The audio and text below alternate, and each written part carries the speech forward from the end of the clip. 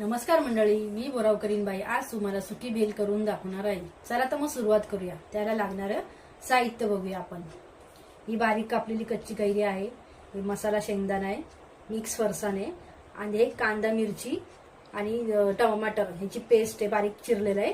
ही चण्याची डाळ भाजलेली आहे, शेव आहे, चणे आहेत, कुरुमुरे, चाट मसाला आणि मीठ।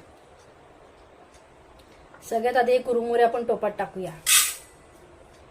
चणे, मसाला शेंगदाणा, मिक्स फरसाण, तिखट शेव, मसाला चणा डाळ, चाट मसाला, थोडासा मीठ, हे मिरची, कांदा आणि टमाटर 2 चमचे, कापलेली कच्ची कैरी। चला हे सगळं आता मिक्स करून घेऊया आपण।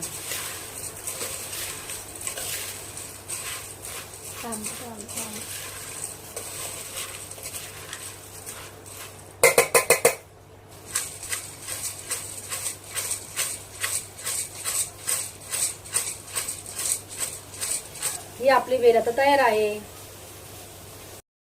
तर मंडळी, तुम्हाला माझी रेसिपी आवडली असेल तर मला लाईक करा आणि फॉलो करा। धन्यवाद।